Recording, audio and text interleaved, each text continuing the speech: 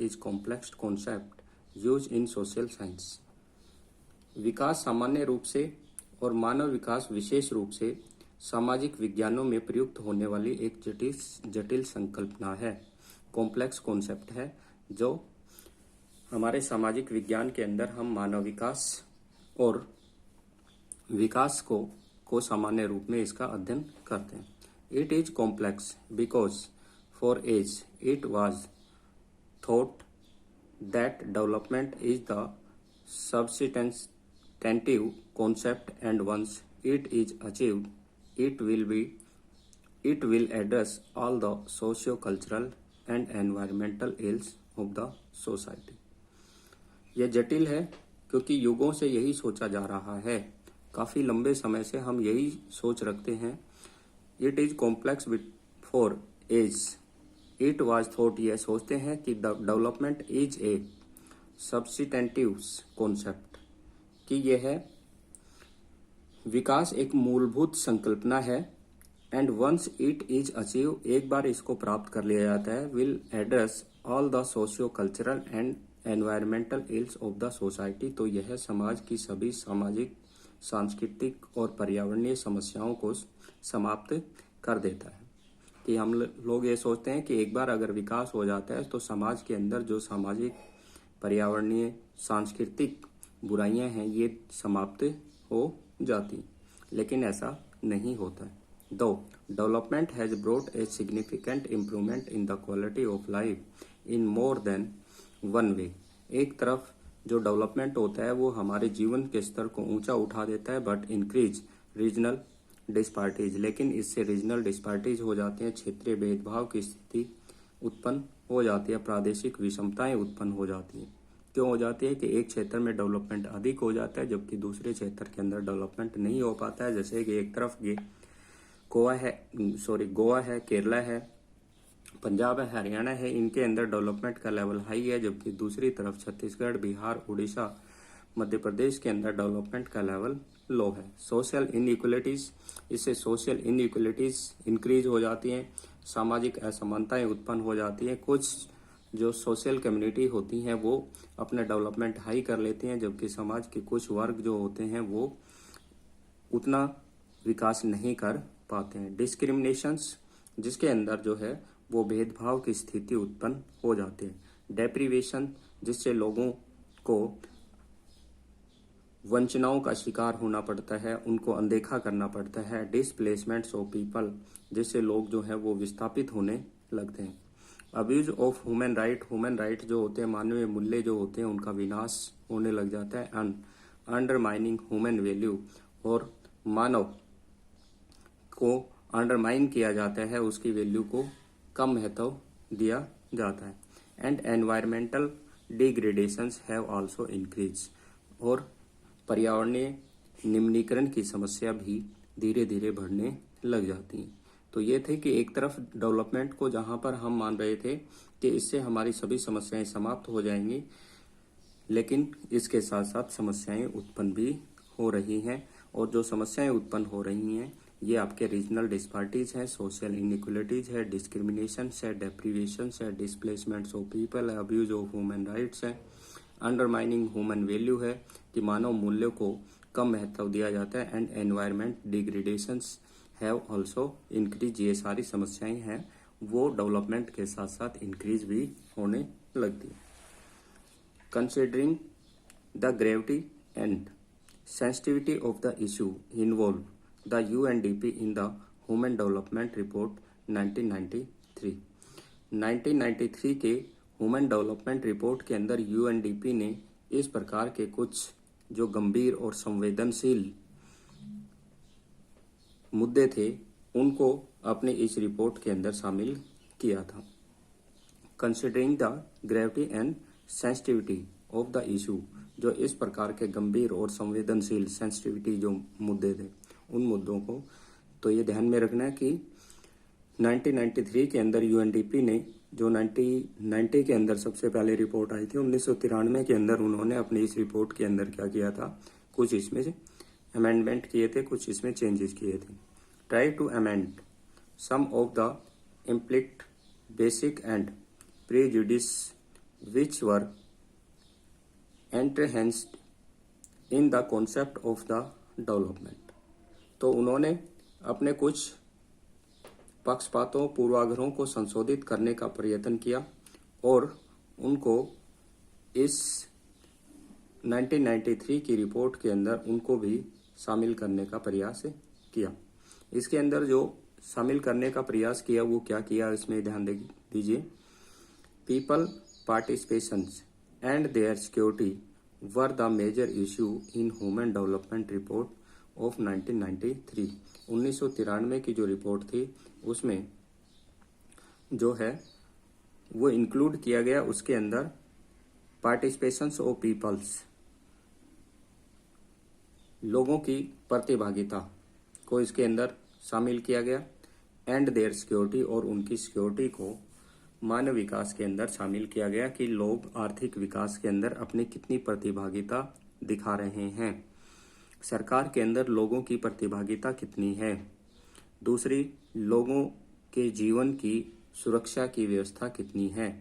इन दो चीज़ों को भी इसमें इंक्लूड किया गया। सुरक्षा का मतलब यहाँ पर उनको उनकी जो इनकम है, उनकी बेसिक नीड्स हैं, और जो उनकी लाइफ और प्रॉपर्टी की सिक्योरिटी है वो उनको कितनी प्राप्त हो रही है, अर्थात लोगों को अपना भोजन प्राप्त करने की कितनी सुरक्षा है, अपने आय के साधन प्राप्त करने की कितनी सुरक्षा है, और अपने जीवन में जान और माल की सुरक्षा की कितनी व्यवस्था है, इनको इसके अंदर शामिल किया गया। तो ये ध्यान रखना कि 1993 की रिपोर्ट के अंदर यूएनडीपी ने कौन से दो पार्ट जो हैं वो इंक्लूड किए, तो participation and security. It also emphasis on progressive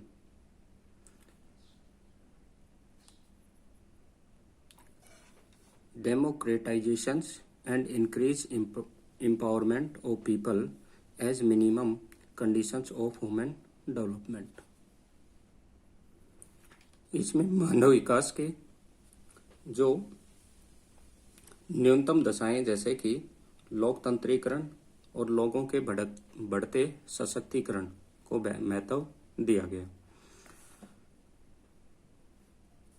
of the human development, the report recognized greater constructive role of the civil society is beginning about peace and human development। Report ने मानव विकास लाने के लिए लोगों के जो समाज की बड़ी सकारात्मक भूमिका के रूप में इसको शामिल किया गया, सिविल सोसाइटी के रूप में, नागरिक समाजों के रूप में इस रिपोर्ट के अंदर लोगों के महत्व को दिखाया गया। The civil society should work for building up opinion for the reductions in the military expenditure. इसके अंदर इसमें दिया गया कि जिन देशों ने अपने जीडीपी के एक्सपेंडिचर्स में से मिलिट्री एक्सपेंडिचर को रिड्यूस किया, वहां पर ह्यूमन डेवलपमेंट के लेवल को इंक्रीज किया जा सकता है। डीमोबिलाइजेशंस ऑफ द आर्म फोर्स, और जो निशस्त्रीकरण और सेनाओं शस्त्र बलों को कम महत्व दिया गया। Transitions from the defence on productions of basic goods and service and particularly dis armament and reductions in the nuclear warhead by the developed countries। इसके अंदर जिन देशों ने अपने आर्थिक विकास के स्तर को ऊंचा करने के लिए मिलिट्री एक्सपेंडिचर को उसने रिड्यूस किया, एंड डीमोबाइलाइजेशन आर्म फोर्स जो था उसका डीमोबाइलाइजेशंस किया। Transitions from the defence of productions of the basic goods and service particularly, प्रतिरक्षा से आधारभूत वस्तुओं और सेवाओं के उत्पादन की ओर जो है वो अपनी इकोनॉमी को इंक्रीज करना, कि जहां पर लोग जो हैं वो सुरक्षा के उपकरणों की बजाय जो हैं transitions from the defence to product of the basic goods. जो डिफेंस की गुड्स परचेज करते थे उनकी जगह पर जो बेसिक गुड्स थी उनकी परचेज करने की ओर ध्यान दिया गया। And service and particularly disarmament and reductions in the nuclear warhead. और जहां पर निशस्त्रीकरण, डिसआर्मीमेंट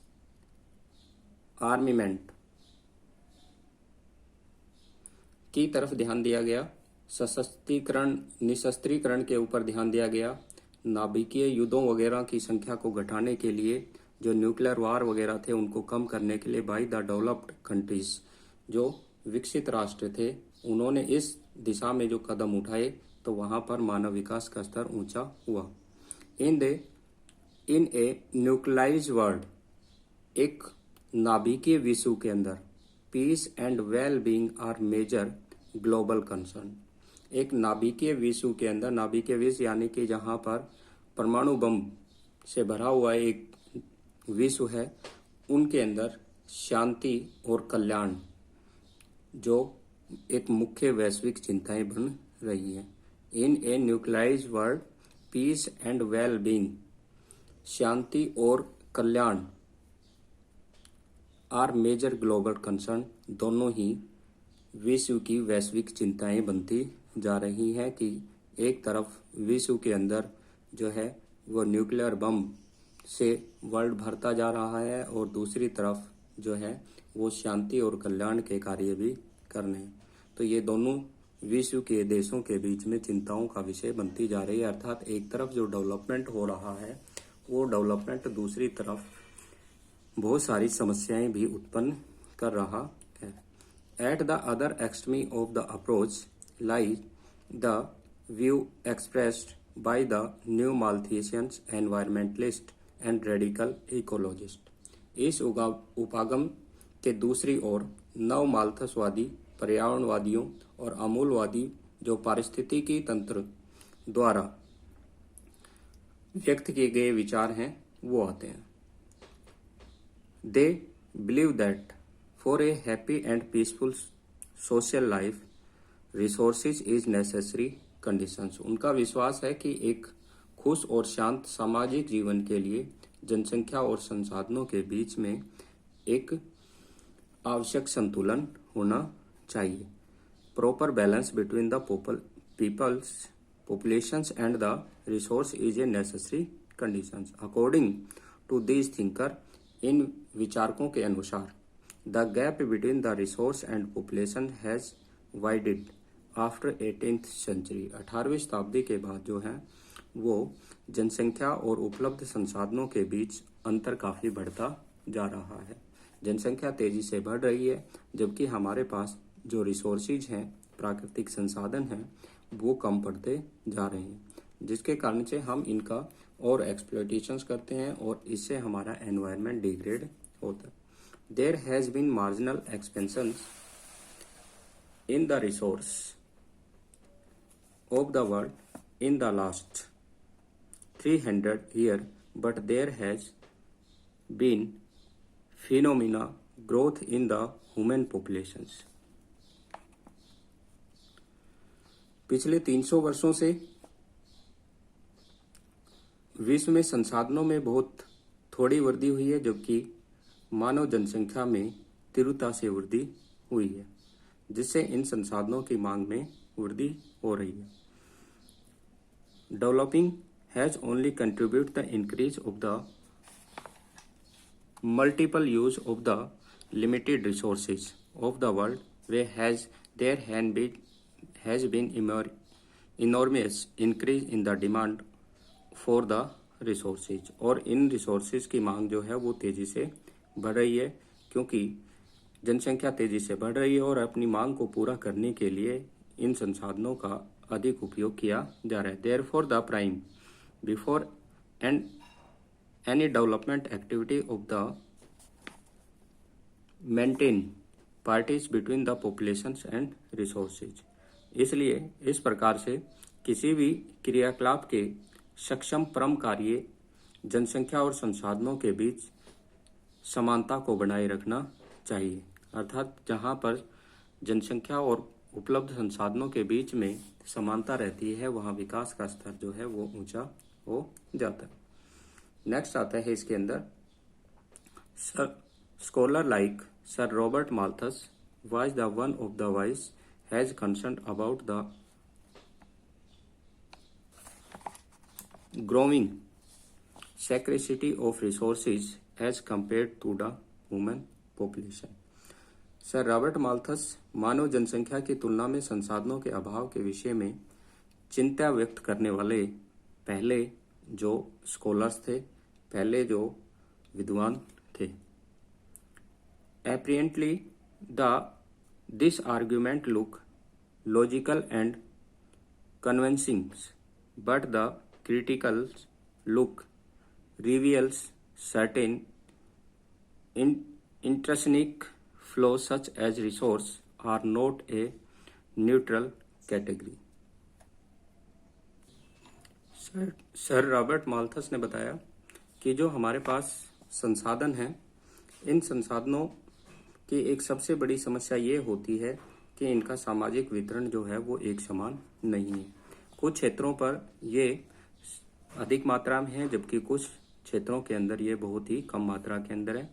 it is not availability of resource that is the important that social distribution, कि यह इसमें एक महत्वपूर्ण बात है कि ये सामाजिक रूप से इनका वितरण जो है वो इक्वल नहीं है। Resource everywhere are unevenly distributed. Rich country and people have access to large resource basic while the poor find their resources shrinking. जो रिच कंट्री हैं उनके पास इन रिसोर्सेज की अवेलेबिलिटी हाई हो जाती है जबकि पुअर पर्सन्स जो होते हैं या पुअर नेशंस होते हैं उनके पास ये रिसोर्सेज है वो श्रिंकिंग हो जाते हैं क्योंकि पुअर नेशंस के पास इन रिसोर्स को प्राप्त करने के लिए टेक्नोलॉजी की कमी रहती है, जबकि रिच कंट्री जो होते हैं उनके पास बेटर टेक्नोलॉजी होती है, इसलिए इन रिसोर्सेज का ये अधिक उपयोग करते हैं।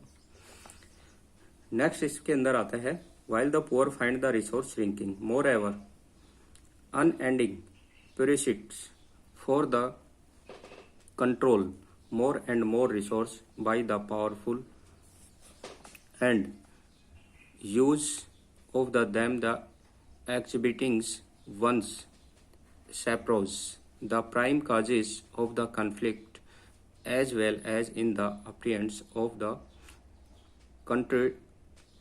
contradictions between the population resource and development. इससे जो धनी वर्ग होते हैं वो इन संसाधनों को अधिक रूप से प्राप्त करने का प्रयास करते हैं और इनके इन प्रयासों से समाज के अंदर संघर्ष और अंतर्विरोध जो है वो उत्पन्न हो जाते हैं। इन रिसोर्स को प्राप्त करने के लिए एक देश दूसरे देश या एक व्यक्ति दूसरे व्यक्ति के साथ विभिन्न प्रकार के भेदभाव की स्थिति उत्पन्न करने लग जाता है, संघर्ष करने लग जाता है, जिससे विश्व शांति को खतरा उत्पन्न हो जाता है। जैसे चाइना है ये प्रोसेस अपना रहा है और धीरे धीरे जो है वो विश्व के जो रिसोर्सेज हैं उनके ऊपर अपना प्रभाव और अपना कब्जा करने के लिए प्रयास करता है, जिससे विश्व के अंदर अशांति की स्थिति उत्पन्न हो जाती है और होने की संभावना रहती है। इस प्रकार की जो समस्याएं उत्पन्न होती हैं इसमें इंडियन कल्चर जो है वो शुरू से ही संवेदनशील रहा है, इनके बारे में वो जानकारी रखी है, जिसके कारण से वो नेचुरल रिसोर्स को कंजर्व करके सस्टेनेबल प्रोसेस से इनका यूटिलाइज करने के पक्ष में है। तो इसमें दिया गया Indian culture and civilisations have been very sensitive to the issue of the population resource and development for a long time. भारतीय संस्कृति सभ्यता लंबे समय से ही जनसंख्या संसाधनों और विकास के प्रति संवेदनशील रही है। It would not incorrect to say that the ancient spirituals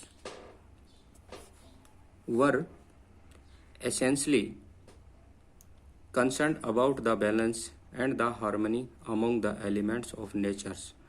इसलिए हमारे जो प्राचीन ग्रंथ हैं वो प्राकृतिक तत्वों के बीच संतुलन और समानता के प्रति चिंतित थे।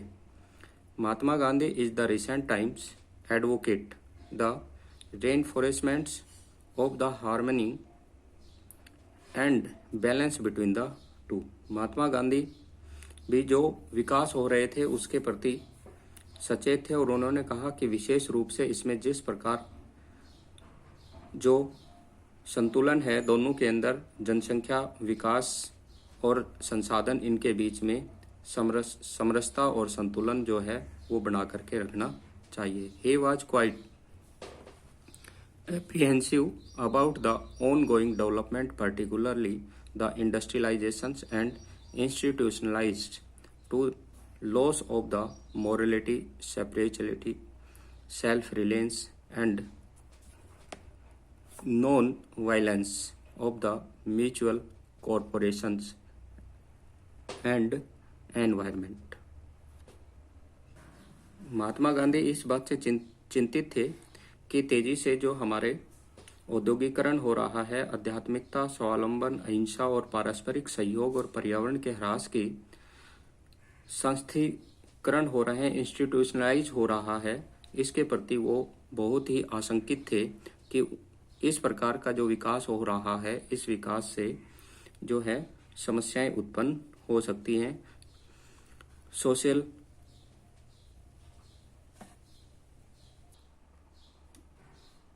डिस्क्रिमिनेशन की कंडीशंस क्रिएट हो सकती हैं, पर्यावरण का प्रदूषण हो सकता है और अन्य जो समस्याएं हैं वो उत्पन्न हो सकती हैं।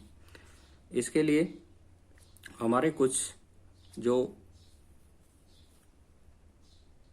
स्कॉलर्स थे उन्होंने भी इसके बारे में कुछ अपनी रिपोर्ट प्रस्तुत की हैं, जैसे कि इसमें दिया गया है।